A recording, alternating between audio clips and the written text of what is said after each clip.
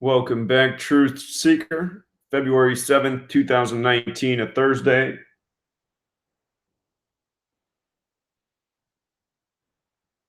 Been a number of deaths today, and it is the 38th day of the year.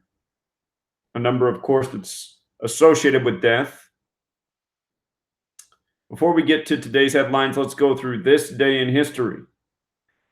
Something that stood out to me in a big way was that on this same day in 1817, America's first public gas street lamp was lit in Baltimore. And 87 years later, on this very same day, in Baltimore, there was a massive fire that burned more than 1,500 buildings. And it just made me say, how strange, on the same day in history in the same city. And with regards to it being the 38th day of the year, the word fire has gematria of 38. And both stories, of course, involve fire. In light of the events being 87 years apart, it just makes me wonder, if you write out the sun with the alphabetic order, it's 87 as well. The sun, fire, I don't know. But we've definitely seen fires by the numbers in recent history and past history, as we've discussed. In 1999, on this date, Jordan's King Hussein died of cancer at age 63. He was succeeded by his eldest son, Abdullah, who is still the king of Jordan. So 63, not that old. Death, again, the 38th day of the year. From the king's birthday to his death was his 86th day of his age. And what do we know about 86? Blood sacrifice has that gematria of 86. I also noticed that the name King Hussein is fitting for Jordan. Jordan has gematria of 62 like King Hussein. It's King Hussein right now as well. Yesterday, February 6th, we talked about the death of King George VI, replaced by the Queen, also by the numbers. So 10 years ago on this day, Australia suffered one of its worst fires ever. One of the worst fires ever in Australia on this day, the 38th day of the year. There were also a number of celebrity deaths. Jazz singer Blossom Dearie, country singer Molly B, and the man who invented the taser, Jack Cover. And look at this. The jazz singer, her birth name was Margaret Dearie, gematria of 83, the reflection of 38. Murder has that gematria of 38 and 83. We have a dead celebrity today at age 83, as we'll get to. The name she went by, Blossom Dearie, has gematria 79. Murder with the alphabetic order 79. Murder with the reverse alphabetic order 83. And this year that we're looking at, 2009, where there were these 3 celebrity deaths on one day, not only was it the 38th day of the year, but it was a date with 38 numerology as well. 38 numerology plus the 38th day. Of course, February 7th is a lot like 27 or 27, where ritual equals 27.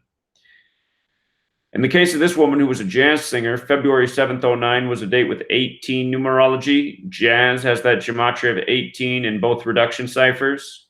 She died 81 days from her birthday. Ritual has that gematria of 81 as well as 27.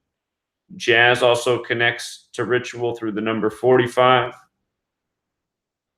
We've talked about some recent jazz singer deaths in connection to the number 63.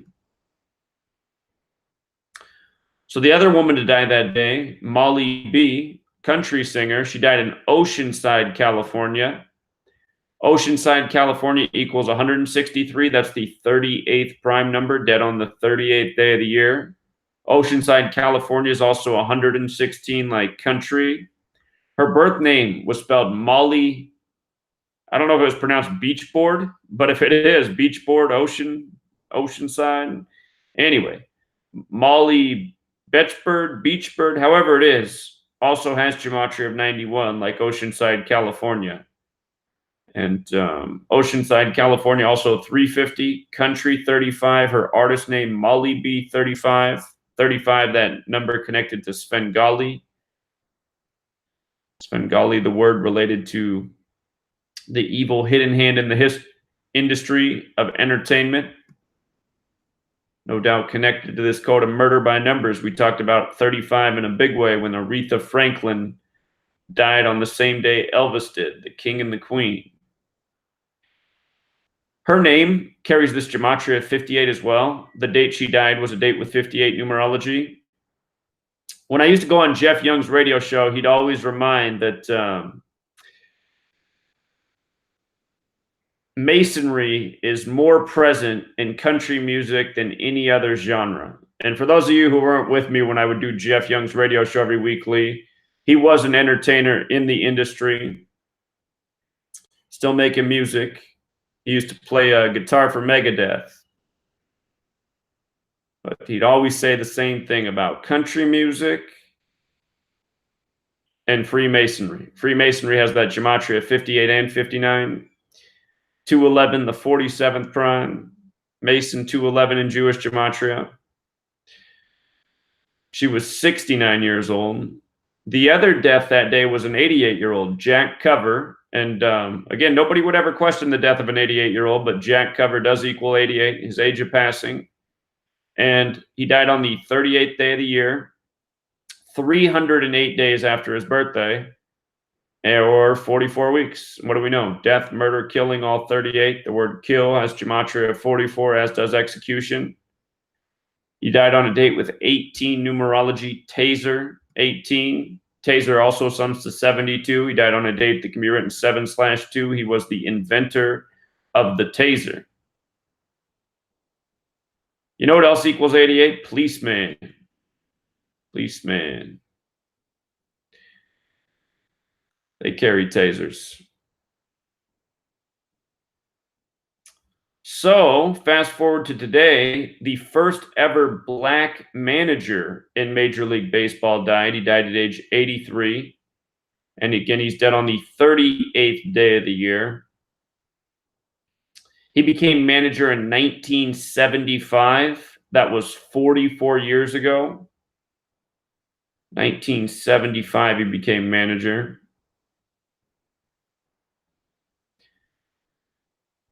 Every story about him says that he was the first black manager. It's just referred to time and time again, including the CNN article. What's interesting is from his August 31st birthday to his death is 160 days later, and first black manager equals 160. With regards to dying on February 7th, 2/7, MLB equals 27. In a baseball game, each team gets 27 outs in a complete game. Baseball has that gematria of 27 as well. From the conclusion of the last World Series to his death is a span of 103 days. That's the 27th prime number. You could also say it's 102 days later. Slavery equals 102. The N-word equals 102. His death also comes a span of 50 days from opening day of the upcoming baseball season, and his name, Frank, equals 50.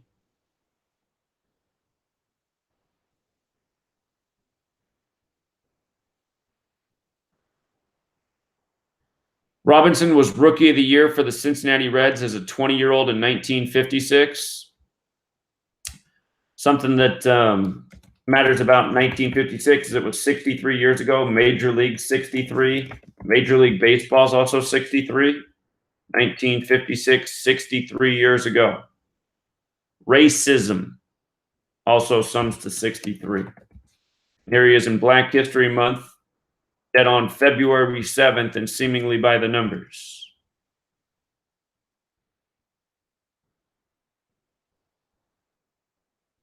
The team he managed was the Cleveland Indians. They have that gematria 67. 67 is the 19th prime number, dead at the start of 2019. And the year he became a manager, 1975, his name, Frank Robinson, equals 75. So again, 44 years later, dead on the 38th day at age 83. Seemingly not a coincidence. Another dead black athlete today, dead at age 60, the N-word with the alphabetic order 60.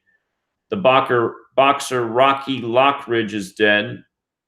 And in light of him dying February 7th, date can be written 7/2 or 2/7. Look at his name, 7227. Whoops, I took a screenshot of the wrong thing. Rocky, 7227. Dead on February 7th.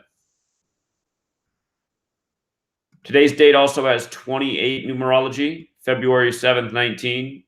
Boxer equals 28. Dead on the date with 28 numerology.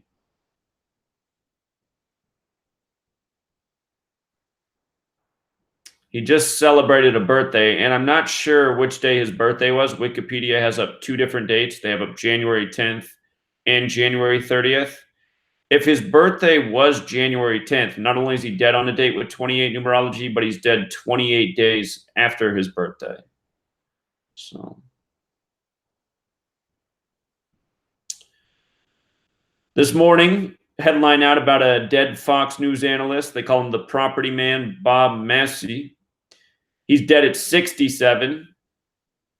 Again, blood sacrifice equals 67. His nickname, the property man, equals 67. 67 is the 19th prime. Bob equals 19. We've said a few times now, it might be a bad year for Bob's 2019. Seen a lot of 67-19 this year. He died February 6th. The news of his death was announced today, though, on the 38th day of the year, but he did die yesterday. February 6th, the date can be written 6/2 or 2/6. Bob's also 62, so is Sacrifice. Property Man, 62. Bob Massey's 26. They said he died of cancer. Interesting, he didn't lose any hair. The date of his death, a date with 47 numerology. He was associated with a news channel, News 47, like the date. He was out of Henderson, Nevada 47. His birthday was the 144th day of the year. He died 107 days before his upcoming birthday later this year. Ritual sacrifice, 107.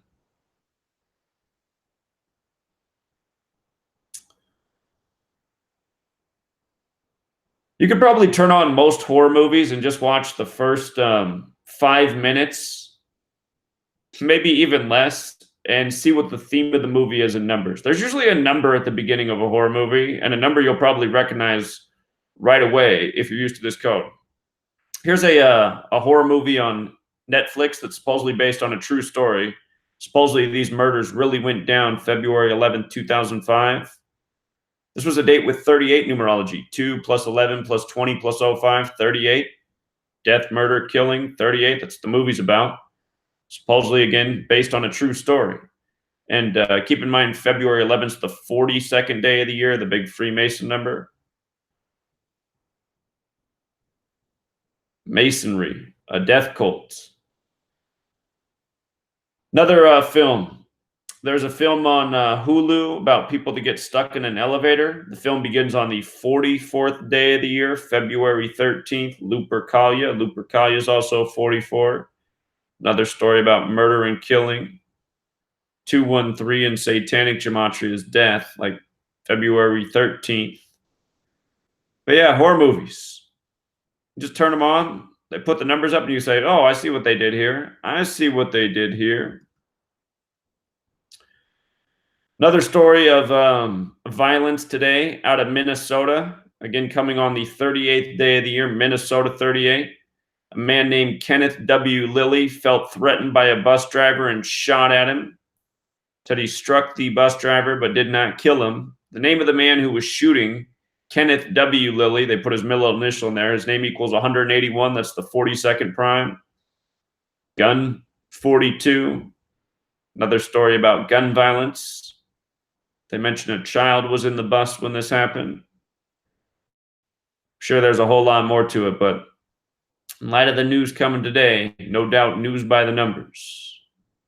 Another top headline today on the 38th day of the year. Body of woman found in a suitcase identified. This story was from earlier this week. They identified her today on the 38th day. Supposedly the body was found in a suitcase February 5th, 2-5. And notice suitcase sums to 97 and 25. 97 is the 25th prime, 25 like 2-5. Death also has that gematria of 97 and 25. The date that the suitcase was found was a date with 46 numerology. The story comes out of Connecticut. Remember, the Sandy Hook shooting was in Connecticut and 46 was coded all over it. But Connecticut 46, like the date numerology, the land of Yale skull and bones. Sacrifice is also 46. They said the name of the woman was Valerie Reyes, 24 years old. And in light of this coming today, February 7th, look at the name Reyes, 2727.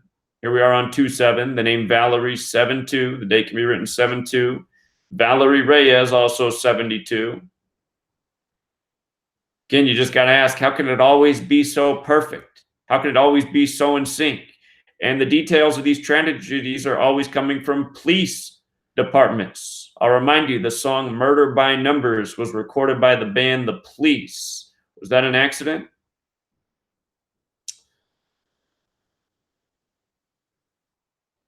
Don't forget the word ritual equals 27. That's why you got that 27 club. Her name also carries this other gematria. Did I forget to put this up here before? You notice how Valerie's 72, so is Reyes. Meant to mention that. And then Valerie Reyes, 72. So her name just so perfect. Yeah, this person read the post and thought of Yale skull and bones right away. Of course, the society that identifies by a number. So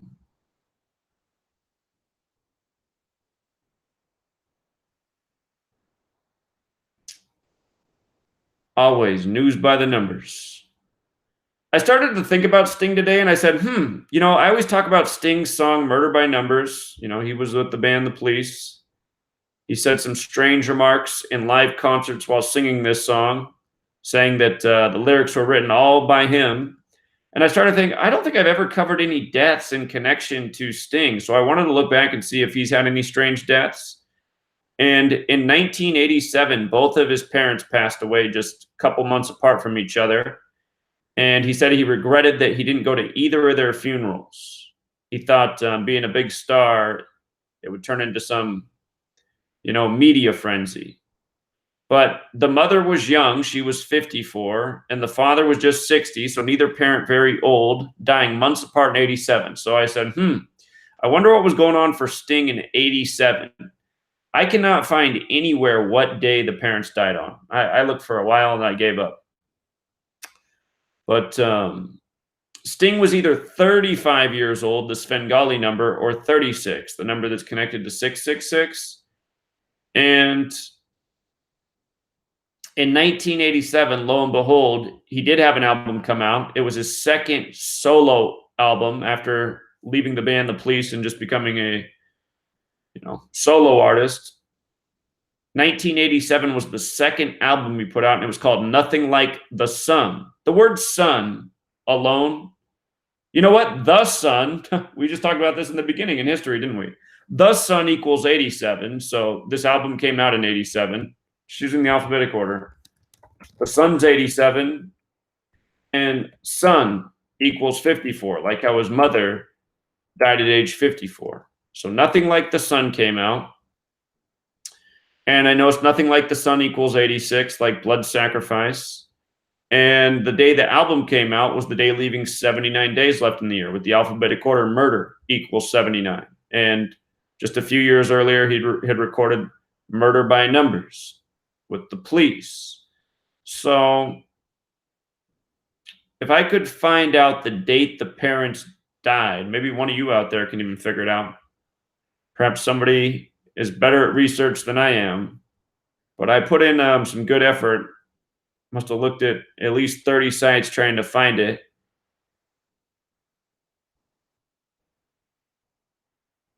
but it seemingly is not out there. And maybe, I mean, Sting of all people is the one to know not to have that information out there. You know, being the guy who sung the song. But you just got to wonder, his second album comes out, number 2, and then he loses his 2 parents in the same year. So somebody also told me today I need to check out the song Down in the Park by the band Two Boy Army. The singer's Gary Newman for the band. They said, check this song out. It'll remind you of Murder by Numbers. So I noticed right away, March 16th, the day the song came out, 16/3, like 163, the 38th prime. Death, murder, killing, RIP, they're all 38. The lyrics go down in the park where the matchmen meet the machines and play Kill by Numbers. Down in the park with a friend called Five, I was in a car crash, or was it the war? But I've never been quite the same. Little white lies like I was there. Come to Zomzom's, a place to eat like I was built in one day. You can watch the humans trying to run. Oh, look, there's the rape machine. I'd go outside if you'd look the other way. You wouldn't believe the things they do down in the park, where the chant is death, death, death, till the sun cries morning. Down in the park with friends of mine. We are not lovers. We are not romantics. We are here to serve you. A different face, but the words never change. So I noticed this song Down in the Park. It's got gematria of 158 like Freemasonry, 68 a number associated with death. Caskets go 6 feet deep, 8 feet long. 193, the 44th prime number. 67, killer 67, blood sacrifice 67, satanic 67. Makes me wonder, how many songs are out there that have a reference to something like murder by numbers or kill by numbers? So that was a new one for me. Somebody left a comment and said they posted it a couple times and wondered why I was ignoring it. If you're somebody who's ever left a comment for me and I didn't respond, it's probably because I didn't see it. All right, off the topic of death, Bill Cosby has been moved to a general population cell at a Pennsylvania prison. So here we are in Black History Month. We've seen some shaming of Cosby by the number 42. Looks like I posted the wrong article. That's funny.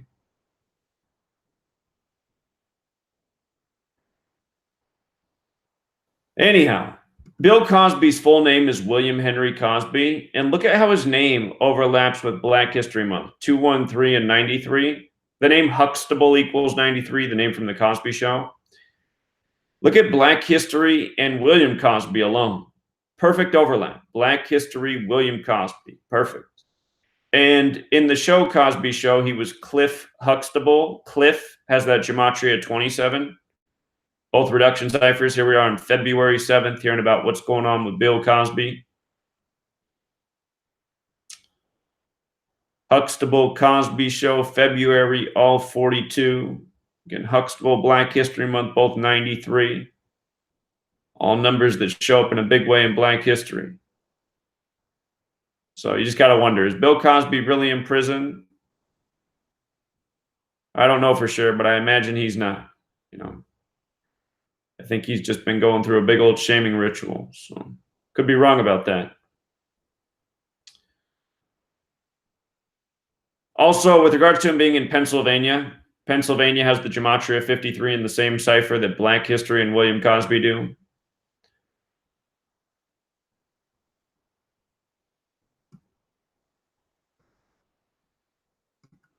Last night for TFR, longtime caller called in and brought up Claudette Colvin, the woman who protested on the bus even before Rosa Parks but didn't get the same recognition.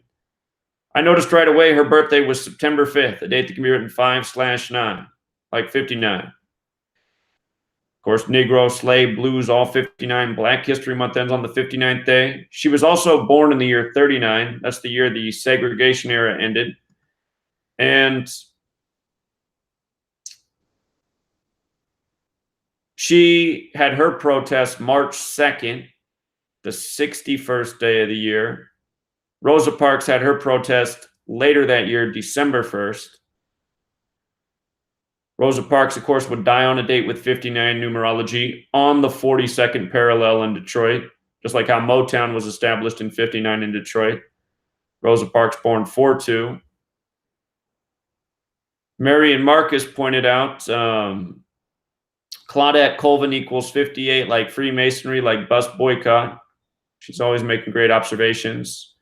And Dan Behrendt pointed out that the date of her protest was a date with 60 numerology. And we know the N word is 60. And he says it was 6 months and 4 days before her birthday. 6-4, like Civil Rights Act in 64. So what are the odds? Her initials are also CC, like 33.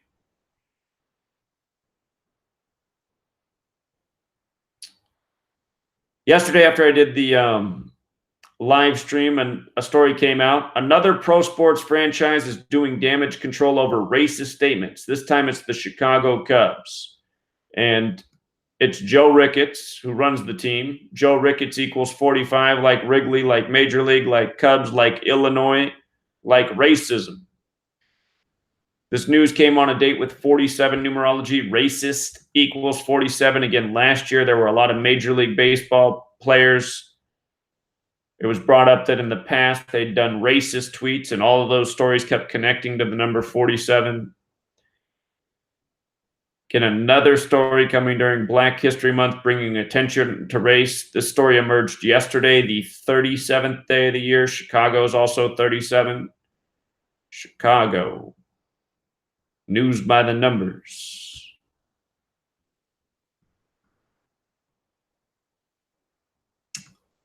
Today, CNN kept up this story. Trump furious at Schiff's hires. So Schiff supposedly has hired some people from the National Security Council to help investigate Trump. And of course, it's just news by the numbers. All you had to do was measure from Adam Schiff's birthday. From his 58th birthday, again, Trump the winner of the 58th U.S. presidential election, to today, the day of the news, is 231 days later, which is 33 weeks. 33 weeks. Notice Schiff equals 33 in that same cipher. Masonry, secrecy, order, federal, they're all 33. You know, reminds me of President Truman, the 33rd president. What day was his birthday? His birthday was May 8th, 5-8. Freemasonry 58, Masonry 33. So here's Schiff from the 58th birthday, 33 weeks later. Apparently he's upsetting Trump in a big way. And then today, also noteworthy, he represents California's 28th congressional district. Today has the 28 date numerology. So.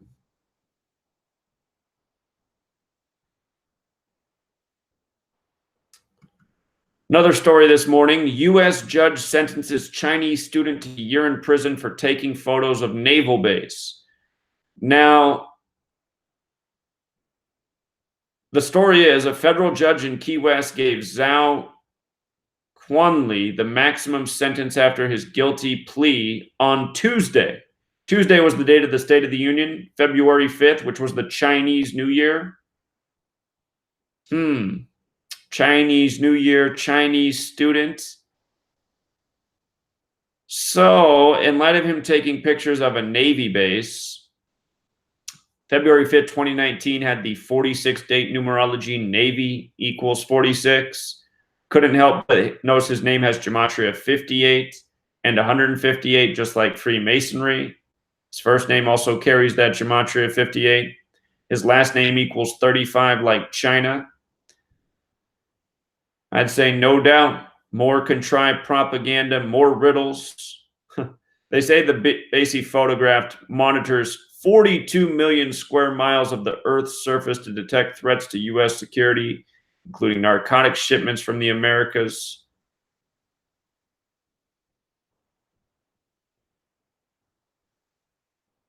But yeah, tensions, you know, this all fits into the narrative. Tensions growing between the U.S. and China over the trade war. You know, the conflicts at sea with the Navy vessels encroaching on each other's space.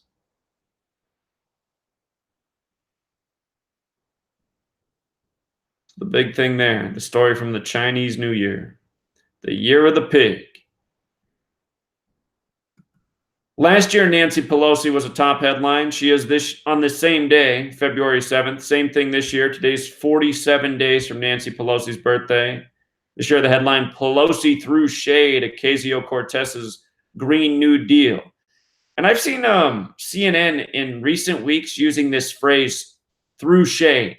I wish I'd document it now, but I'm just starting to recognize that they're using this terminology a lot. Threw shade, threw shade. So anyway, they emphasize Green New Deal, and look at the numbers there. 113 like Scottish, 5958 like Freemasonry, 211 the 47th prime. You know, the Green New Deal, our response to climate change, CC 33. You got to ask, why are all of these things termed in ways that have this subtle Masonic symbolism? Again, 211 is also the 47th prime. This story comes 47 days before Pelosi's upcoming birthday. By the way, Ocasio-Cortez sums to 59 too. She's proposing the Green New Deal. But the other thing is here is it's just a reminder that, you know, the established candidates in both sides of the party, they don't really care about environment. You know, they seemingly don't really care about anything besides staying in power. So it's like all these stories are just supposed to remind people, business as usual. You know, new young people come here, they got these ideas, it's not going to happen. You got the established Washington insiders who are, you know, immovable objects. But, young and old, they're both puppets on strings. We've already seen a number of stories for Ocasio-Cortez by the numbers. And speaking of which, her birthday, October 13th, can be written 13/10, so 1310. Plus, it's a date with 131 numerology, and her name also equals 131. 131, the 32nd prime, America 32. Perfect. Also today, we got Jeff Bezos back in the headlines. Remember earlier this year, his divorce was announced by the numbers on January 9th, 19. The powerful man with the company in Seattle, Seattle 19, Bezos 67, the 19th prime. So today we get an update. He says the National Enquirer has tried to extort him. And supposedly the National Enquirer has photos of him with another woman. What stands out right away is today's 27. Jeff equals 27, as in Jeff Bezos. And from his birthday to today's is 27th day of his age, the big ritual number. And this whole thing just looks like a ritual in numbers. He split with his wife after 25 years. 25, a number that symbolizes time in Gematria. Also Amazon, the company that he's the head of. So remember, they said it's the most expensive divorce in history, $137 billion.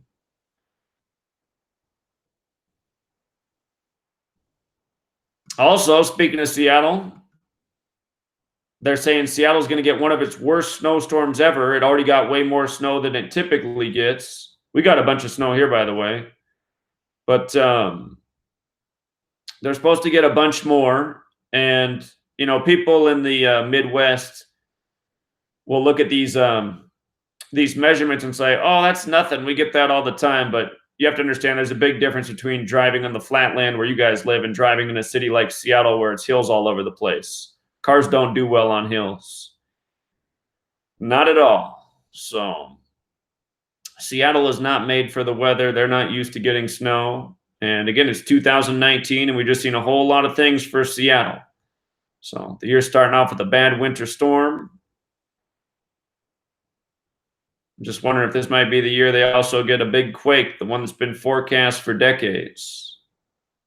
They did get a pretty decent-sized earthquake in the beginning of the 2000s. I think it was January or February 2002. But Quake's got that Gematria 19 as well. And when that one happened, they said, nope, nope, nope, that's not the big one. There's still going to be a bigger one to come. They've been telling us our whole lifetime up here. So Could it be 2019? Seattle's been rocking the headlines. But yeah, Seattle and snow 19, getting more snow than normal. A lot more. Here's another story in the headlines. More news by the numbers. Delta and Coke apologize for flirtatious napkins. And can you guess how many words are on this flirtatious napkin? I'll give you a clue. Coke is out of Atlanta. What's its coordinate? And Delta hubs out of Atlanta. So here it is. Maybe Delta should stick to flying planes instead of playing matchmaker. After handing out Coca-Cola napkins suggesting passengers give their name and number to their plane crush, both companies are apologizing. It started with 33 words on napkins advertising Diet Coke. Because you're on a plane full of interesting people, and hey, you never know, the front teases. The back nudges further, emitting a shocking amount of peer pressure from a paper square. Be a little old school. Write down your number and give it to your plane crush. You never know. Some passengers, like Terry Pendergeist, thought the napkins were pretty funny.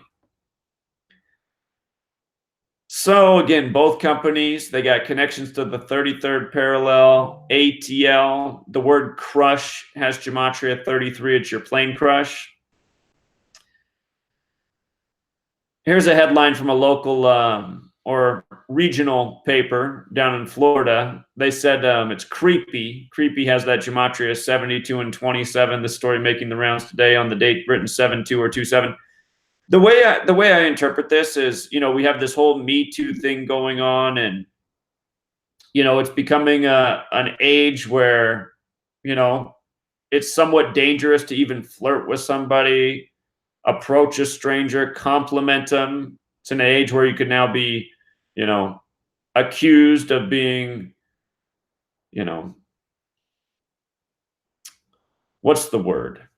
I don't want to say sexually aggressive, but sexual harassment for approaching somebody, for complimenting them. I think they want to convert everybody to online dating. No more approaching people in real life, only through the computer. So anyhow, two companies down there on the 33rd parallel with the 33-word napkin that becomes a news story about how,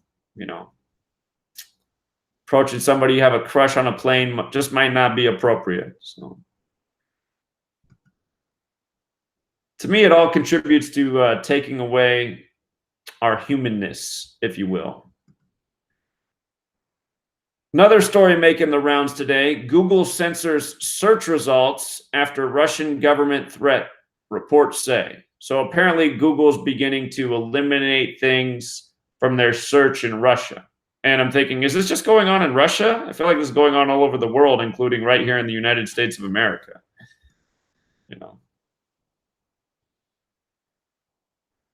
Reminds me of my professor in college. He'd always be saying, you guys should be glad you're not from Russia. Communist nation. They have propaganda over there. It's like, what? We don't have that over here? Didn't 9/11 just happen? With regards to this news coming today, 2/7, the word search equals 27, filtering from the search. I know search and censorship also have a relationship, and isn't that the truth? People are searching for information, it's getting censored. Funny how those things go together.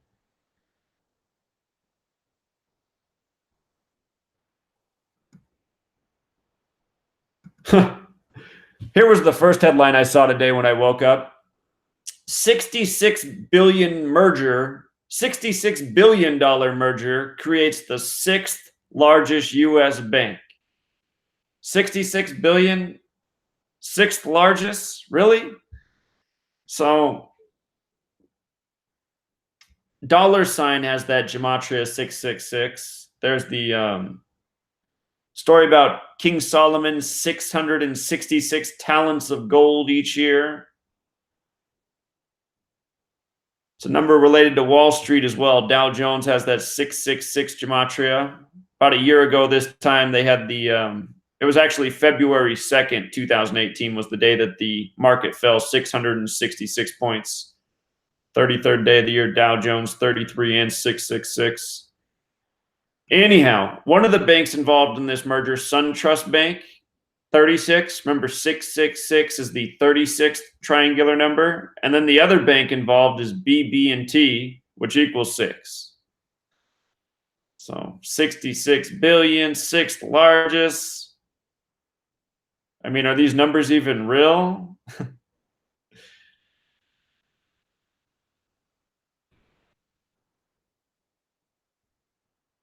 Speaking of which, banks, money, today's February 7th, the date that can be written 7/2 or 2/7, money, 72 and 27. Today's date has 48 numerology, dollar signs also 48. So was Illuminati, of course, the dollar bill full of the Illuminati symbolism.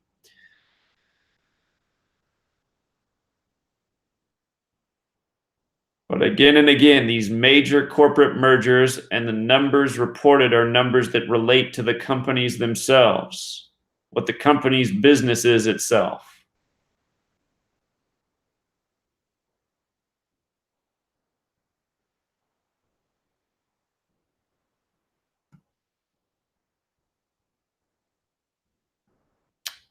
Yesterday evening time, late afternoon, there was a gas line explosion in San Francisco, February 6th.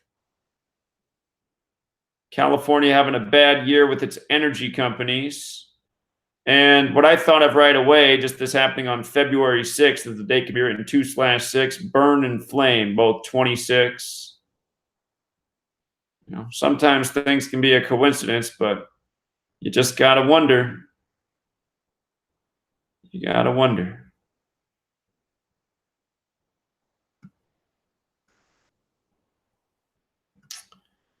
Ariana Grande came out yesterday on the most appropriate day and said she's not going to perform at the Grammys. She was supposed to perform. Apparently, the Grammys weren't going to let her pick her own songs. Ariana Grande 93 like Grammys. And with regards to this news coming on February 6th, Ariana equals 26, 26. She's going to turn 26 this year on June 26th. 6 and 26. From the date of the Grammys, they're this Sunday, February 10th, to her upcoming birthday is 137 days. That's the 33rd prime, Grammys 33. So we'll see. I'm wondering if she's going to end up back in there and just bring more attention to the whole incident. But Ariana Grande, she makes a lot of news headlines, doesn't she? She seems to make more news headlines than any singer on the planet right now. I don't really follow pop culture, but is she the best singer right now? I mean, I don't know why there's so much attention on her always.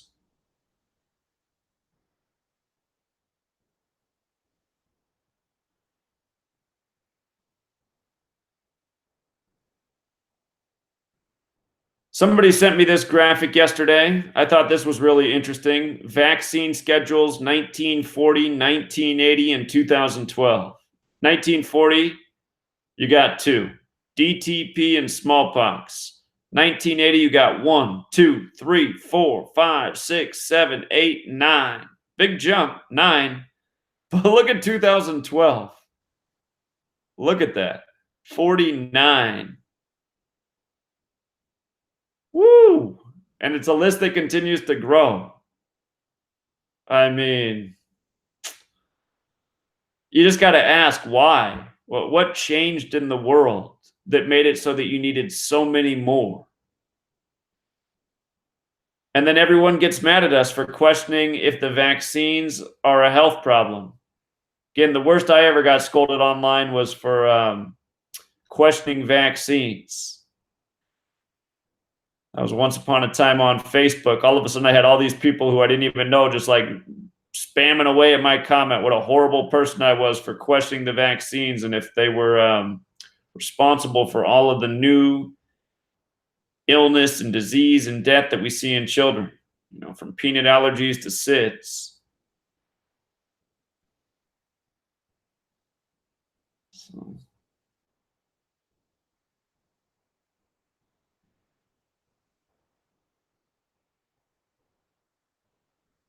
Something else. This might be a graphic to share. Just say why. You know, just post it and say why. That's all I think about. Why? I mean, why would you need to have so many more?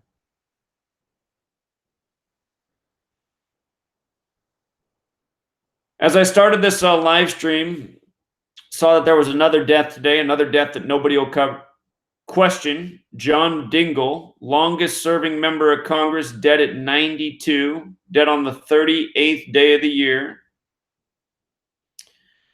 And didn't have time to put a post together, but I noticed to his upcoming birthday, which would have been his 93rd, the number that has to do with Saturn, 151 days. That's the 36th prime number.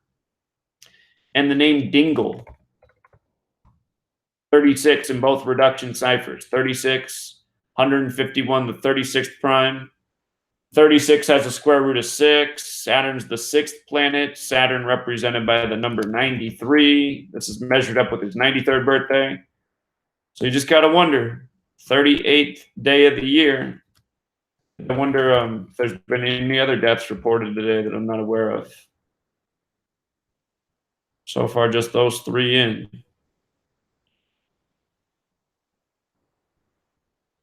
I see another football player died yesterday at age 74.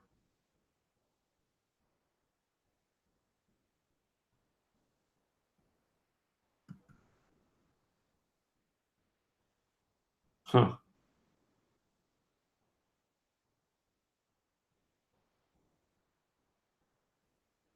Died 103 days from his birthday.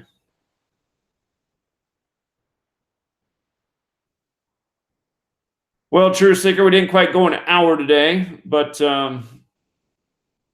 covered all the news headlines I saw that were worth covering.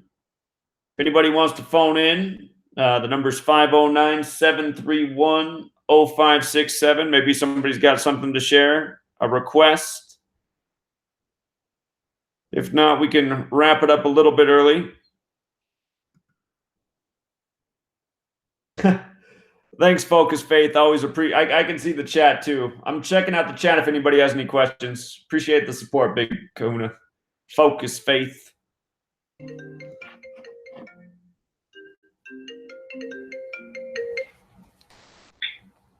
Hello, caller. Hey, what's up, Zach? What's up, man? Thanks for calling. Yeah, no problem. Thanks for having me on. Of course. Yeah, I just wanted to say, I was wondering why this year they're calling it the year of the pig. Some years they call it the year of the boar. I think that should be something we look at. And I just did the Gematria right now. Year of the pig equals 72. Right. I think it could possibly be like a hint as to part of what we've been trying to predict. And I was looking through your book just now also, and a couple of words that equal 72, or Hitler in Jesuit order. I don't know. Could be maybe nothing, but sure. At the 72nd day of the year, I believe it was March 13th. That's a thought. What I was thinking about is they had Donald Trump give his speech that day, and he has the feud kind of going on with China. President Trump equals 72. He's 72 years old right now. So I thought maybe that was part of the riddle. Yeah, because I swear, man, sometimes they call it Year of the Boar. And like I was here in Hawaii, they sell a lot of Asian stuff, and some of the T-shirts I've seen says Year of the Boar on it, but for some reason the news is calling it Year of the Pig. I don't know. I think it's kind of weird. That is a good observation. Thanks. And I just wanted to ask you one more question. Like, why do you think this year Black History Month has been so negative? Like, I literally haven't seen any positive stories about Black people this year. It's just all these negative stories. I was wondering, what's your take on that? I think it's because it's the 400-year anniversary of slaves arriving in America come August 2019. That makes sense. probably mentioned this already. I need to catch up on some of your videos, but and that historical event, whether it's true or not, supposedly happened in Virginia, and that's where the big focus is here, Black History Month. All these events going down in Virginia with the governor and the attorney general and the lieutenant governor. So, a good point. All right, man. Thanks. Yeah, very welcome. Thanks for the call. Take care. All right, have a good night. I know what else I can talk about. Again, I can, if you're on Facebook, you can check out the Daily Dose of Gematria page. I see Rich is in the chat. We're just trying to get a lot of people on Facebook to help spread the word. Appreciate that. Always, Rich. Thank you.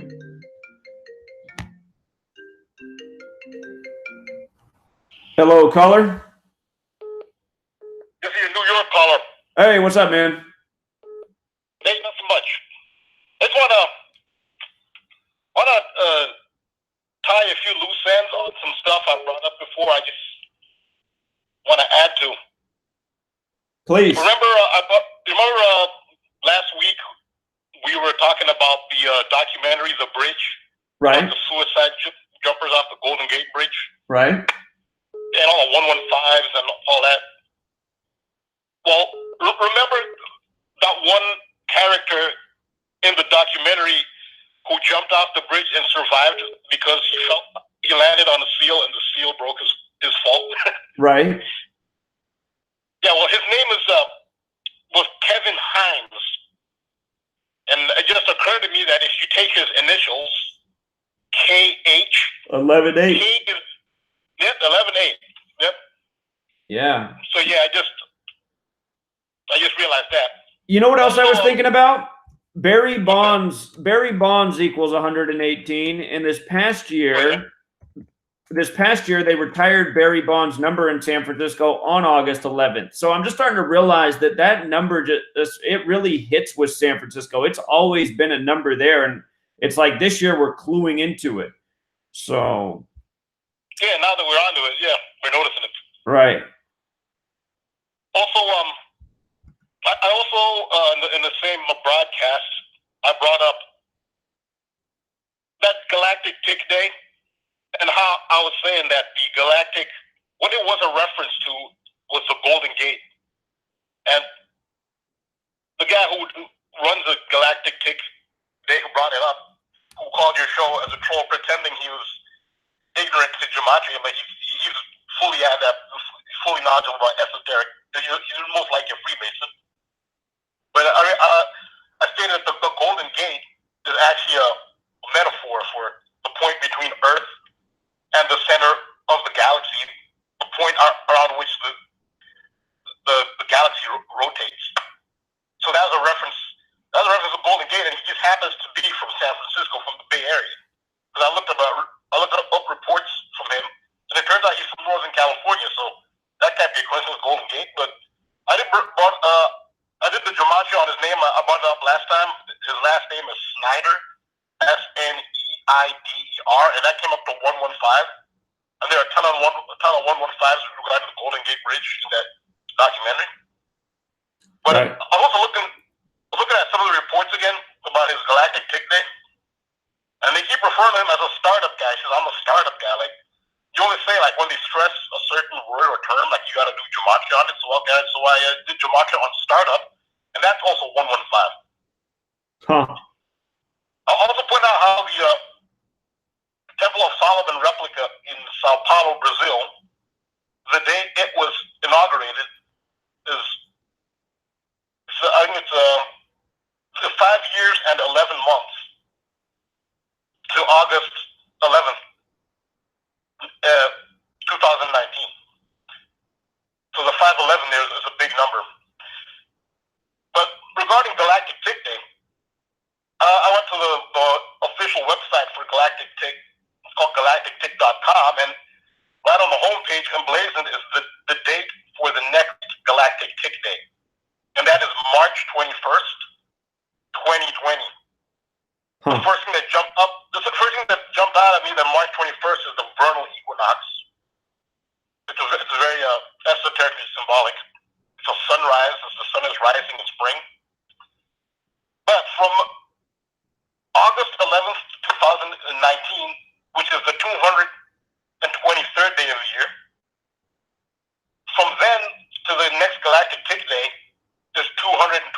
gates.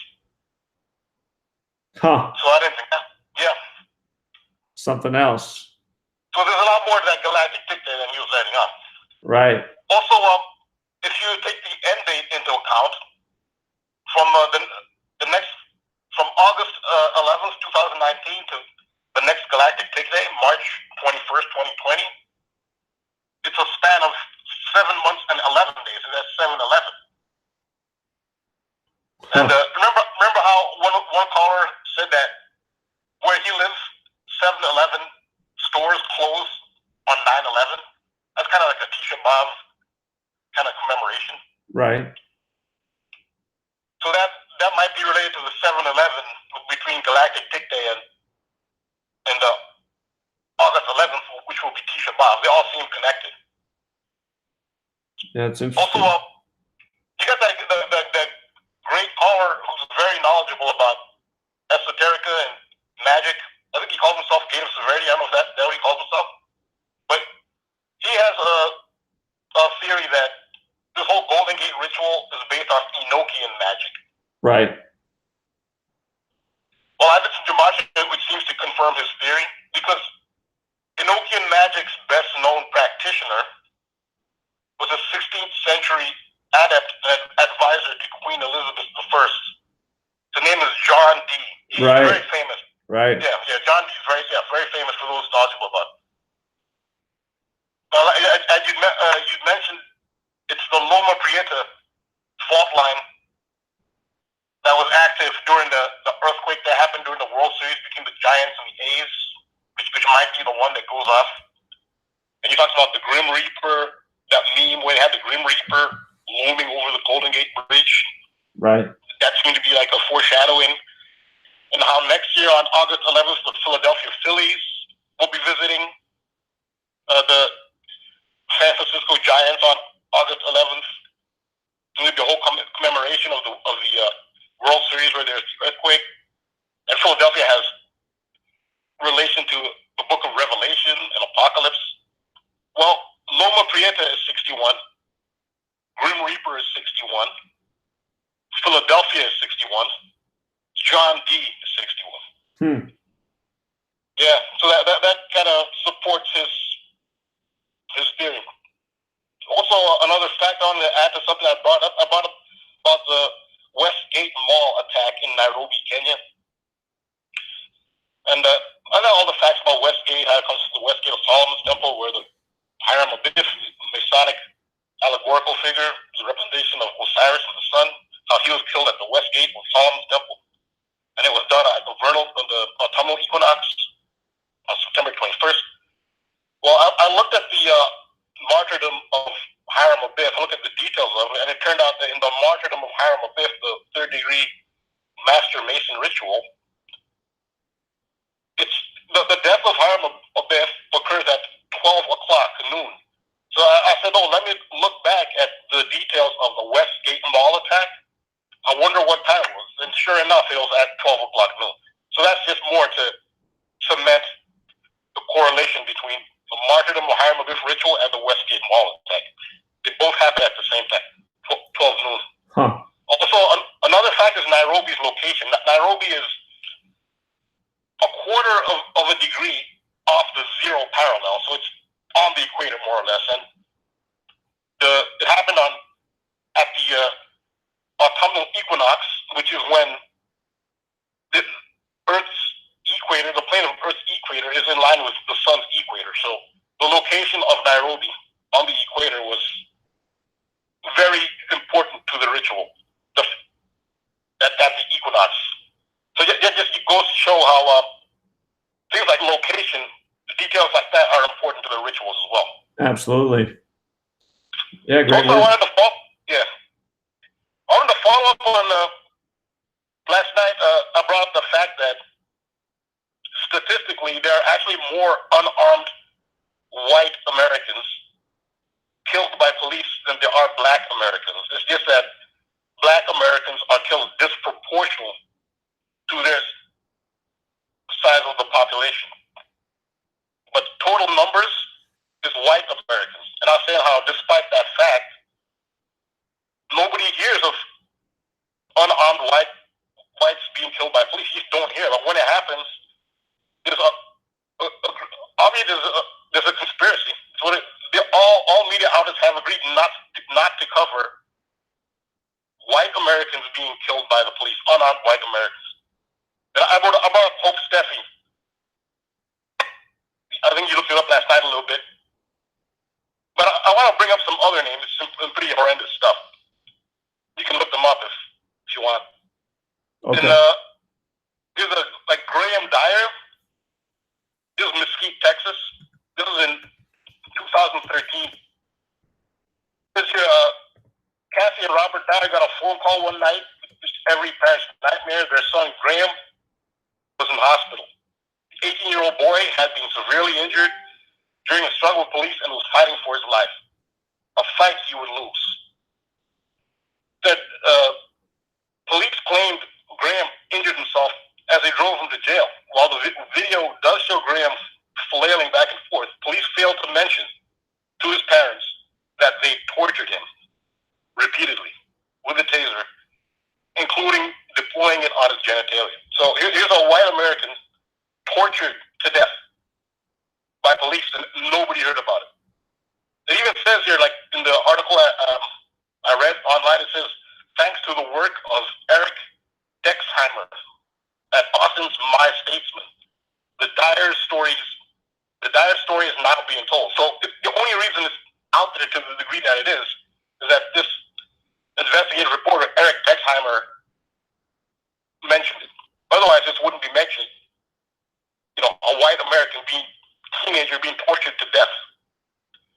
So there's another one. There's a Zachary Hammond. Zachary Hammond occurred on July 2005 in Seneca, South Carolina. Hammond, who's age 19, was shot in his car during an undercover narcotics operation that targeted his passenger. I remember this story. Hammond, I remember this one. You did? Yeah. He was unarmed, was shot twice by 32-year-old Lieutenant Mark Tiller. Some people when this happened thought this story was a warning to me. Oh, really? But that's how you remember it, though. Uh-huh. I think a story like that was not covered nationally, like the shootings of these multiple shootings of black men. In fact, look what's being covered now.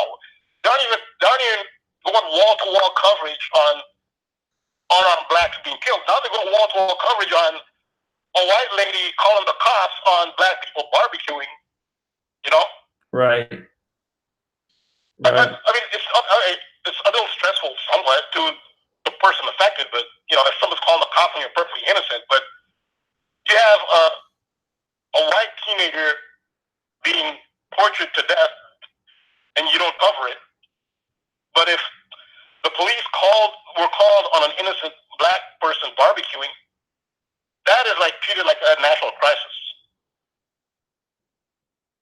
And I get my theory for that. My theory for that is you do not want white Americans to realize that a police state, an authoritarian police state can affect them too. So it's a psyop. So white Americans will not fight against a police state. Right. They'll be convinced that police are on your side. So they'll suppress these. There's a Bruce McClure. This is a homeless man. He's white, in Fort Lauderdale. This is in 2015. He was caught on camera just being slapped and brutalized. He wasn't doing anything at all. He was in a park, and the police officer said, "Get out of the park." He's like, "I'm not doing anything. And the police officer slaps him in the face. This was recorded by a white lady named Jessica Mooney.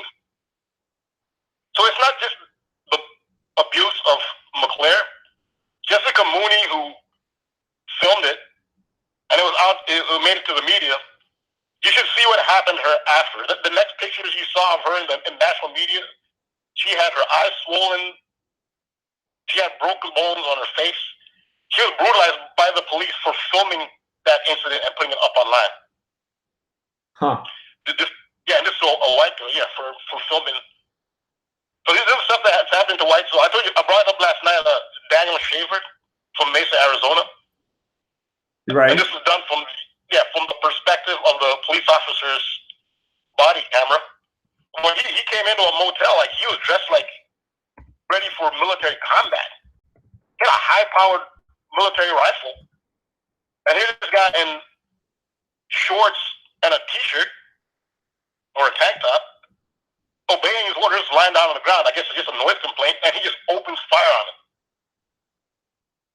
And that video wasn't released at the time. It is only released after the court acquitted the officer of all charges. And it was there for everybody to see. He just walked in there and just killed this guy in cold blood, and he was acquitted. That was on January 18th, 118. I didn't even notice that. But again, if somebody calls, if a white lady calls the police on a black girl selling water, that deserves the attention of the country. Right. But a police officer dressed in military attire, armed like he's in combat, shooting an innocent, for a noise complaint in a motel, white American, that's not news. You must not cover that. I have a bunch of them. Like there's the Kelly Thomas from Fullerton, California. Here's Diane Choked, Choate. Police in Kansas awoke a naked woman from her bed, then shot her to death after she showed them her gun, according to a lawsuit filed by the victim's daughter. So she's in bed. The police break into her house. She does what she has the right to do. If there's an intruder in your house, you have the right to shoot them. So she goes for the gun, and they shoot her in her bed. Nobody heard of Diane Choate. She's not a household name. All right, I see it. Huh. Yeah, there's Patricia Cook. Patricia Cook was killed by the police in Virginia. Her husband, obviously, of course, only made local news. No national news networks cared for that. But her husband, Gary Cook, he made a real big stink about it, and he was trying to gain awareness about it. So they ended up killing him. His death date was Tuesday, September 11th, 2012. They killed him by the numbers. Huh. Said a former Culpeper police officer convicted of manslaughter on May 2013 for shooting death of an unarmed female motorist. Again, she's a white lady. On a residential street in downtown Culpeper. Will be a free man after serving 2 years and 3 months in jail. And now followed up by killing his husband for protesting. This is another interesting one. Women probed by Texas state troopers. This got somewhat of national attention. I think the lady's name is Dana Holmes, DANAHOLMES. You have to see this if YouTube hasn't removed it. This is a dash cam recording. Two white females, a mother and daughter, were pulled over in Texas. Now their infraction for being pulled over by the police officer was, I thought I saw you throw a cigarette butt out the window. So he pulled them over for littering, and it turned out they didn't even smoke. But that's why they pulled them over, Then they call over a female police officer to do a search of Dana Holmes and her daughter. The female police officer, by the side of the road, and dash cam catches this, does a cavity search on both of them. She does a cavity search from the front. She actually tells them to undo their jeans. She does a cavity search from the front and a cavity search from the back, and then with the same glove, calls the other one over, does another cavity search in the front and back. That is seriously that's a felony. That deserves jail time. But all they did to the officer was fire him. That's a rape. Yeah, that's what that is. But sure. It's all caught on dash cam. But again, it didn't make national. Here's another August 11th, interestingly. Speaking of August 11th, Dylan Taylor, Dillon Taylor. He was not armed when a Salt Lake City police officer shot him to death outside a convenience store. And of course, nothing ever happens to the police officers. So that's just I have more examples. I won't go on and on, but just to give you an idea of. The Dylan Taylor one was August 11th. Funny. Yeah. Huh. So that's just to give a general idea of how few people realize that it's actually unarmed white Americans are actually shot more than unarmed blacks. But you do not hear about it because there's a rule, there's a gag rule across the media. Do not give white Americans the idea that an authoritarian police state is not in their interest. Right. Let them think that it only affects minorities. Let them think that. Don't let them realize, because then you'll get less opposition to a police state, which is what they're working towards. Yeah, that makes sense. I'm keeping track as best I can. I should start a protest group called White Lives Matter. Funny. Yeah, you do very good work. What I know about police is they like to be aggressive and they love to be physical, and it doesn't matter who you are. So.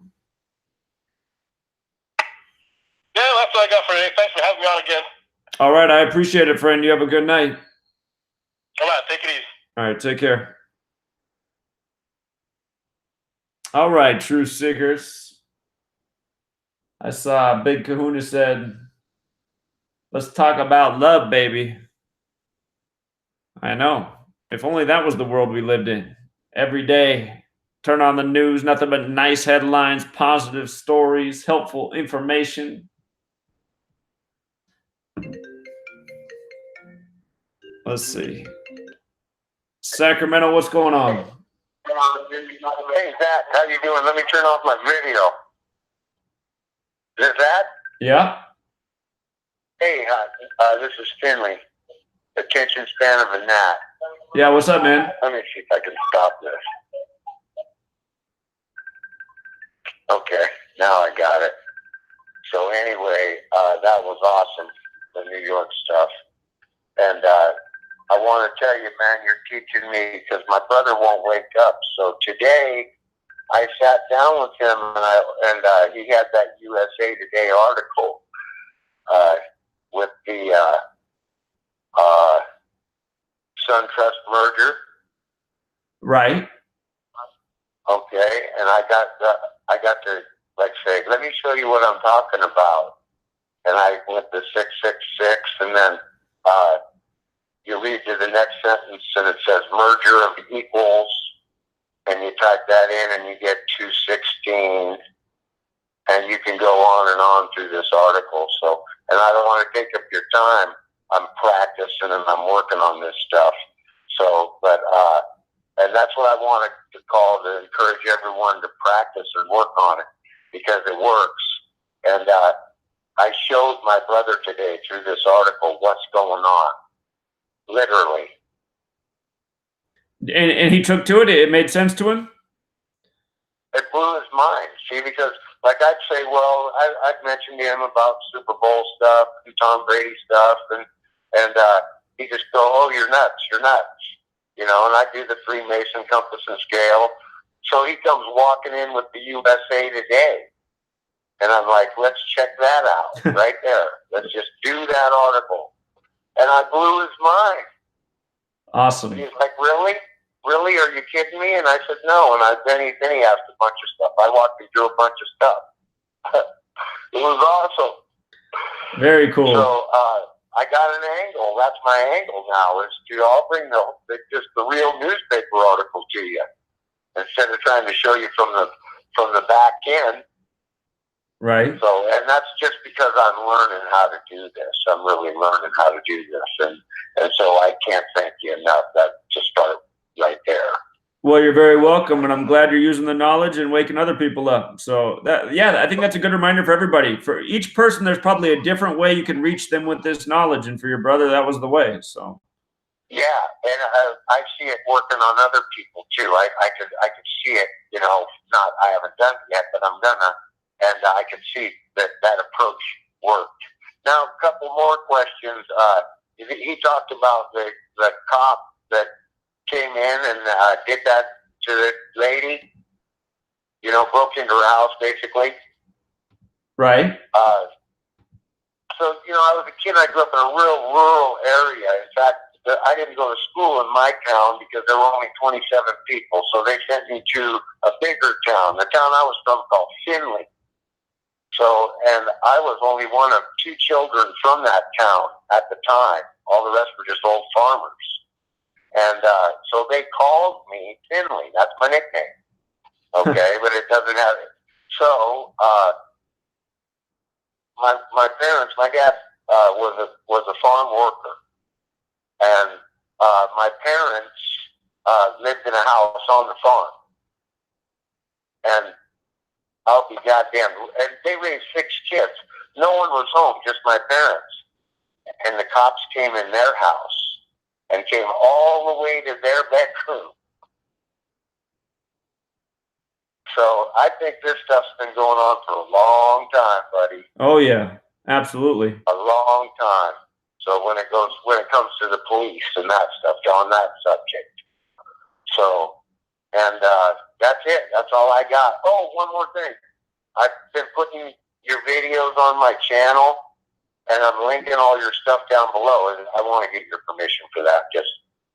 Oh yeah, perfectly fine. You don't even have to link my stuff down below. Anyone's welcome to share my videos. Appreciate that. Yeah, but the links, I want them to have those links, man, more than anything. So I'm putting them in there. All right, very cool. I appreciate that you're doing that. Thank you. Okay. Check it out. Attention span of a gnat. I see you. I will check it out. Many videos, but I think they're pretty good. I will definitely check it out. Oh, and I sent you a video from, and I wanted to ask, there was a deal called Tyranny News Network, and I can't remember the guy's name, but he did a video on Manson called The Monsters Dupe Us Again. It's like 40 minutes long, and it's been censored from YouTube. You got to go to his website and pick it off of there. He's got a private site he's got it posted on. Did you see that? I didn't see it, but I'll look for it.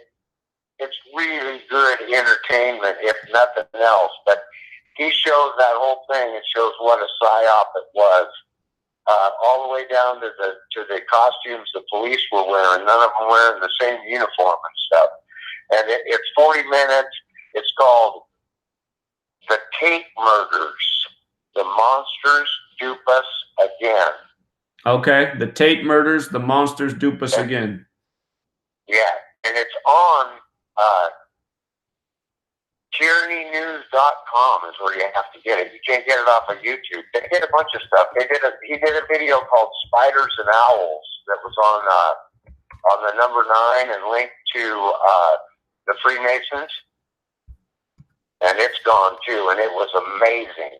It was amazing. Okay, I got his website up here. Tyranny.news is what it is. Tyranny.news. Nice website. And then down over to the side, they'll have a link for that Tate Murders. Okay, I will find it. Check that guy out. He is awesome. All right, later. All right, you have a good day. Thank you. Okay. All right, take care.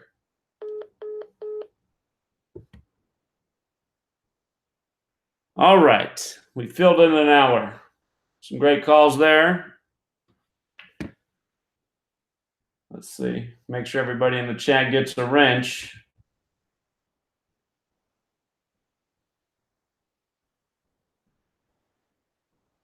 Very cool bow and arrow.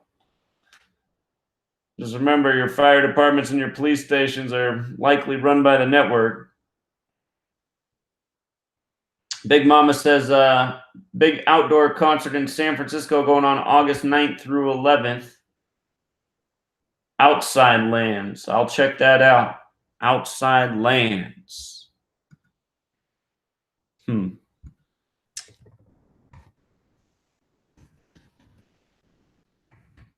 might not be the place to be in 2009.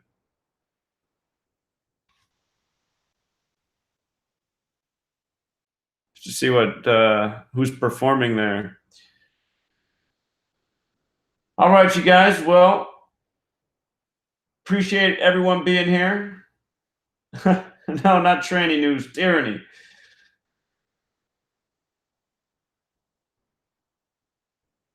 I'm sure the New York caller's in the chat. New York caller, Richard Quinn would like you to be an admin at Daily Dose of Gematria.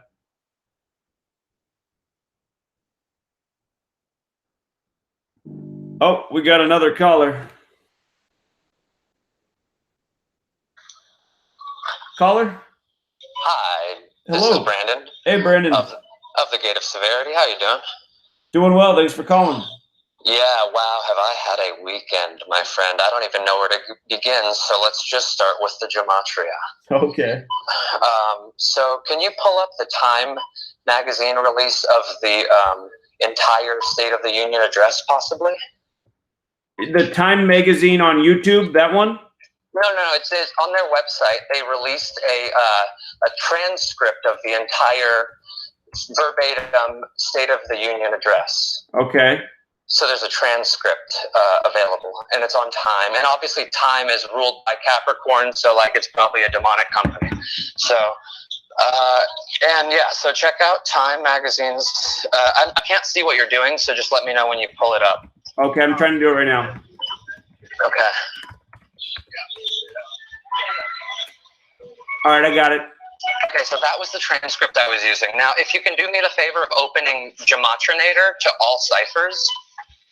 Okay, done. And open a second tab as well with the same thing.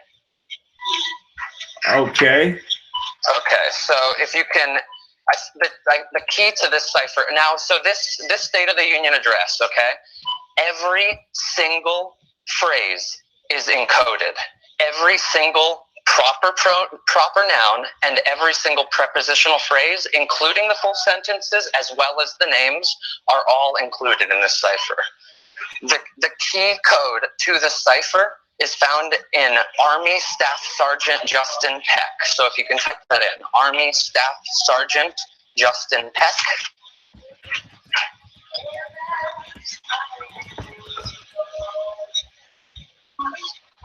Okay. All right. And put that in Gematrinator? Yeah, and put that in Gematrinator, and then in the next tab in the other Gematrinator, put Chief Petty Officer Kenton Stacy. KENTONSTACY, Staff Sergeant SERGEANT JUSTINPECK. Now, if you can compare the gematrias of those two names, they have perfect overlaps in 5 or 6 different ciphers. If you look at the left-hand column, it's almost a perfect match. Yeah, I see it. So that's the key to the entire encryption. But every single prepositional phrase, every single proper noun, they're all broken apart and they all match up very important numbers. I have it broken down to a degree. I did what I could before the beast got to me. Yeah, it's unbelievable, man. We got like V for Valor, Pressure, He Applied, Booby Trapped, In Bad Shape, Severity, When Necessary, all at 49, you know? And then like we got 47 is Loaded, All of America, Inserted a Tube, Near Raqqa, Red Heifer, On a Mission, Last November, Explosives, Justin Peck, Kenton, Wounded by Ann, San Francisco, California, Philadelphia, things like Army Staff, Could Return, 2 hours, When Possible. So those are all 47. Every single one of them. And again, everything came out of this script. There's nothing is like superfluous. It can all be found within this manuscript. And it just keeps going on and on and on. There's 76 and 93 and 58 and 53 and 42 and 180 and 144 and 223. 223, obviously, the natural disaster is really interesting because both Army Staff Sergeant Justin Peck and Chief Officer Kenton Stacy are both 223, as well as natural disaster, He Applied, Pressure, and Golden Gate. And then, you know, we got 69 and 96 and 177, all full of things. 55, 119. We have 77, 42. 133.99. It's just like it's the largest cipher I've ever seen in my life. You know what I mean? It's fully decoded. It is a masterpiece of encryption. Huh. And so I really think that this is directly related to the State of the City address coming out of Mayor London Breeds, but I haven't been able to look at the transcript of that to see if that relates as well. But the State of the Union address is obviously fully encrypted, every single inch of it. And it's all, I have this feeling that what it is, you know, there's like different numerical values can create other complete sentences, and we'll get like new phrases out of the reorganization of the terms, you know? Something to that effect. It could also be just the way that they. I mean, this is obviously how they communicate to their field agents without actually directly communicating to them. So any field agent who can't be seen contacting their home base is obviously going to be getting their messages out of this particular cipher and whatnot. That's my assumption on the matter. What do you have to say about this? What do you think, So these two men, the names that we're looking at, they were both at the State of the Union? No, they're both listed in the script. Everything is documented within the manuscript. Nothing has come outside of it or from outside of it. It's all found within the text itself. I see. And I just started breaking down the text as just taking prepositional phrase by prepositional phrase and then collating it to its numerical value. And it's just such a deep cipher. None of this can be coincidence. Even though there's a lot of numbers involved and a lot of ciphers involved, it still is like winning the lottery 300 times a day. You know what I mean? The chances are impossible for this to be coincidental. Sure. And it just ties it all in, man. And oh my God, the Outside Lands being that weekend I just heard, that is insane, man. The Outside Lands Music Festival, it's a free 3-day festival in Golden Gate Park, man. Tons of people come from all over the world for that, man. Oh, okay. And that's just on that same weekend in San Francisco, Right. And that's just another pressing issue, I can't emphasize the importance of this particular cipher, though, because I really genuinely think it's directly related to the apocalypse, But it's at least, this type of apocalypse. So, okay, let's talk about the astrology of August 11th. The astrology of that date is impeccable. It's almost unbelievable how ridiculous the planetary alignment is on this day. So, at home in Leo, we have the sun, the sun is like supposed to be Christ in astrotheology, and he's sitting at home.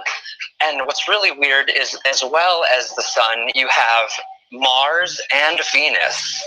And so that means that all 3 pillars of the tree of life will be together in the constellation of Leo with, just pieces of them at least, including Tippereth, which is the sun, and Mars and Venus. And as well as in Leo in that conjunction, there is Mercury, which is the Lord of communication. So like on one team, you have the lightness and the god of war and the god of communication and the goddess of beauty. And then on the other side, the conjunction that you get is at home in Capricorn, you have Saturn or Satan.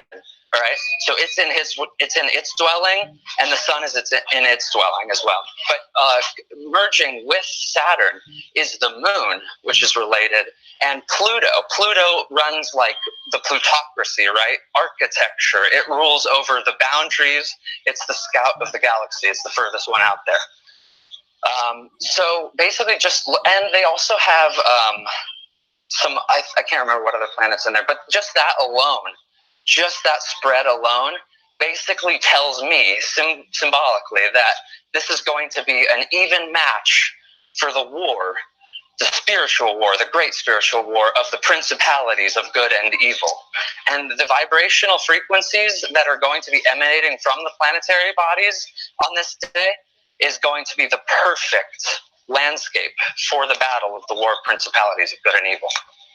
Huh. Very interesting. Yeah, you do great research, man. Thank you. Yeah, I had the trippiest day of my life. I hacked my way out of the Matrix, man, using these ciphers. I can't express the fact that the Matrix is a documentary, my friends. It is not hyperbolic. It is just a perfectly, allegorical tale for what's actually going on in this place. And I really do think that the hologram that we are in, which is what reality is, has some kind of virus. And it's this virus that is causing the world to be in the state and condition that we find it in today, how it's so depraved and how debaucherous and disorganized everything seems to be. I think it's because of this virus. And it's very strange, my friends. It's very X-Files. It's not of the material at all. It's a non-corporeal, magnetic energy, electrical type serpentine energy, and it feeds off of consciousness. It eats sanity for a living. That's what it does for its sustenance. It consumes human sanity, and it is a very, very tricky beast. And I also have this estranged notion that this presence of this transdimensional energy that is from another plane of existence, I believe that it is the reason why there is such things as human trafficking on planet Earth. Because I believe that the true people that are running the human trafficking operations, I was trying to figure out the numbers on it. They're appalling. And that's what led me into this initially. But we lose about 700 to 800,000 people in America alone annually just to disappearances. They go somewhere, but we just don't know where they go. And my feeling is that there is an energy that needs to be appeased. And so they sacrifice children to this energy in order to keep it appeased, in order from coming out of its coil in the gravity wells of the earth and causing absolute havoc upon man. And I believe that that's what these death cults and the deep state are doing. They are appeasing this beast so that it doesn't destroy the world. And that is the summary that I have for you today. Very interesting. I look forward to your next call. I'd like to hear more about how you hacked the Matrix and got out of it, at least temporarily. That sounded very interesting to me. Well, again, I wish I could tell you the specifics, but you gave me the key. You gave me the key. And I was decrypting the State of the Union address all night, and instead of being able to fall asleep, I was just like totally captivated by a kind of like a microwave type heat energy in my spine, and it was a familiar feeling, but never have I gotten to this familiar feeling without any sort of substance or anything. Like, this was just plain as day. The decrypting of this code led me into figuring out how to navigate the gravity wells that are making up this planet, or at least the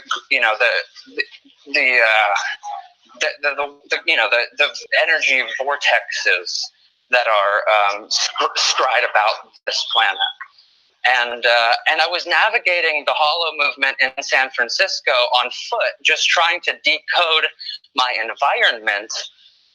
And it led me to some very, very interesting scenarios that were out of this world, just totally out of this world, as if I went from one plane of existence to another. And this other plane of existence is totally a holographic, cooperative movement of all things. And it is the natural state of the universe. It's just that there is a demiurgic, the corrupt demiurge has installed a matrix inside of actual reality. So everything that we interface with on a daily basis is a product of the corrupt demiurge. And even the codes that we decipher, the tetragrammaton is 4 letters, just like the 4 letters of your DNA that make up the codons of your DNA. The 64 codons of your DNA are made from 4 pieces of grammar, just like the tetragrammaton. So the true nature of reality is not that it is made out of grammar. It's not that it's made out of matter. It's that the whole universe is made out of grammar, not matter. Matter is made up of grammar. Everything is grammar. And if you know the grammatical key codes to the arrangements of things, and you have all the knowledge of fractal field physics and the dynamics of energy flux, and you just know yourself mostly, that's why in the oracle's room above the door the plaque said "Know thyself," because that's all that there is thyself.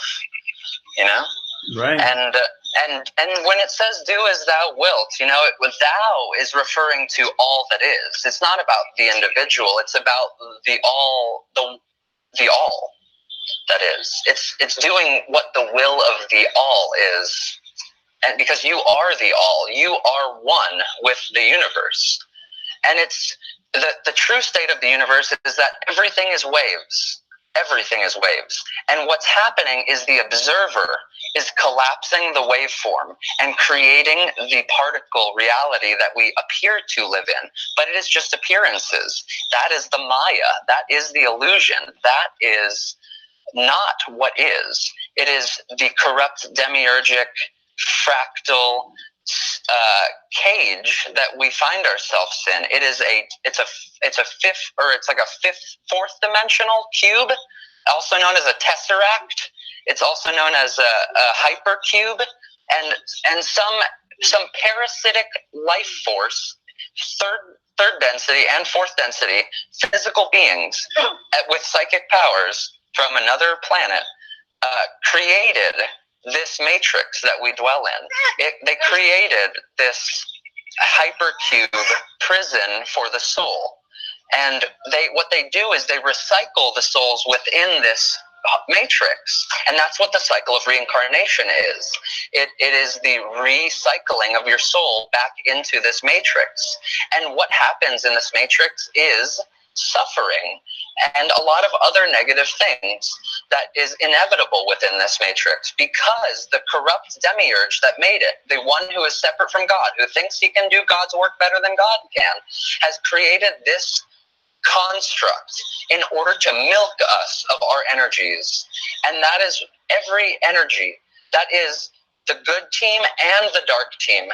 It feeds off of the friction between the sides competing. That is why there is sports. That's why the Masons make sports. They make sports because it creates duality. It creates conflict. It creates opposition. And it creates competition. And it is not rooted in the principles of nature, which is abundance and cooperation, rather than scarcity and competition. Awesome, man. You have a great mind. I really enjoy listening to you speak, and I love your theories, and I love what you're doing with this work, so keep it up. Absolutely. Can I just say one thing, man? I figured out what basketball is about. Please. So if you look at the basketball, the symbol of Pisces is in the black lines on the basketball, right? Okay.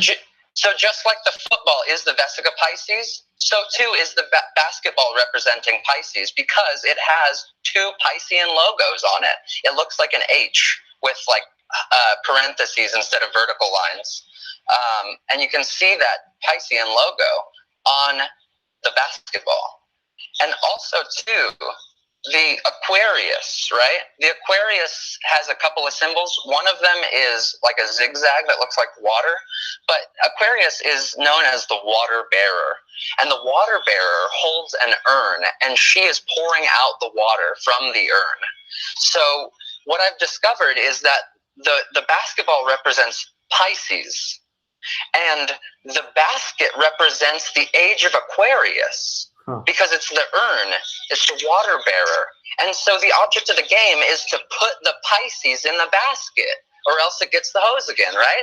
The point of the game is to move from the Piscean era into the Aquarian age.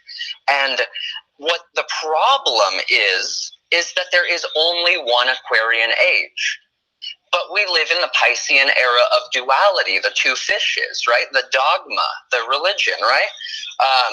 And the problem is that there are two teams, and the two teams have different baskets. So instead of everyone on the field working together to cooperate to move the Piscean era into the age of Aquarius, what they have done is every player on the field, has been split into two teams. And one team puts Pisces in their basket, and the other team puts Pisces in their basket. And it's this duality that creates a null in progress. There is no progress to be made because the age of Aquarius is only one age. In the future, basketball should be everyone on the field working together to get the basket in the ball, or to get the ball in the basket as many times as possible. But instead, it's this fractured opposition, just like the Masonic black and white checkerboard, chessboard. Just like everything that they do is to reinforce duality, consciousness onto the world, so that we do not unify as a singularity, because that's what we are.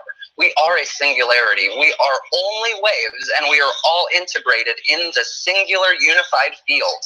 And there is no separation. It is the observer that creates the separation with the programming that has been beset upon their mind. And if you can get out of the programming of duality, then you can function as a member of the all, as a facet on the quasi-crystalline apparatus construct that we find ourselves in. It is a quasi-crystal. It is moving, it's breathing, it's living, it's conscious, and it is hyperdimensional. And so many people are just trapped in the material world. So many people do not see the true nature of reality because they have been blinded by all of the programming and all the poisons in the food and the vaccinations and every single thing that they do, the public schooling and the sports, which is just the Roman circus. It's just to distract people from unifying together to overcome the opposition of tyranny that is enforced upon us all equally. Well, brilliant, man. Very fascinating. Awesome ideas. I think you're right on. So keep it up, and I look forward to your next call, friend. You have a good evening. Absolutely. I would love for anyone out there to work on this cipher, but just, be careful that it's very, very, very black magic-y, and it's full. It's like The Ring, you know what I mean? Like you watch it and you die in 7 days sort of thing, or it's like the game Saw. It's like, want to play a game, you know what I mean? It leads to your death. But this cipher is loaded. It's absolutely loaded. And anyone who can put their time into deciphering it will help greatly, because there is absolutely very important information in the State of the Union address and the State of the City address of San Francisco. All right. Great work again, friend. Thank you so much, man. I really appreciate this. Thank you. Yeah, have a beautiful night. Yeah, you too. Thank you. Yeah, he's on another level, that guy. He's something else. So he just found this research recently. I think he's going to take it a lot further. What he was describing with the heat he was feeling in his spine, that sounded like Kundalini. So I had a Mason reach out to me recently, and I've been waiting for him to get in touch with me. I gave him my number. He said he wanted to talk to me more about Kundalini and the things he can achieve. But yeah, there's just so much in this world that most of us don't have any idea about. So, all right, Truth Seeker. We turned this from a 45-minute podcast to an hour and 45-minute podcast with some brilliant calls. I'm gonna go rest my eyes. I got to get something out. I had the screens on dimmer today. I don't know if I need glasses or something, but It's been at least 2 weeks now. I mean, what I'm doing is not healthy, you know, staring in front of computer screens, decoding, writing a book, you know, doing all this each day. It's a lot of work, but just been having this pain in my eyes constant. It's like there's lemon juice in my eye all day. They don't look bloodshot or anything. They just sting. So I think they just need a detox from a computer screen. So anyway, I'm going to rest them for the rest of the night. Appreciate all of you. Have a great rest of your evening or day, depending on where you are, truth seeker. Till next time.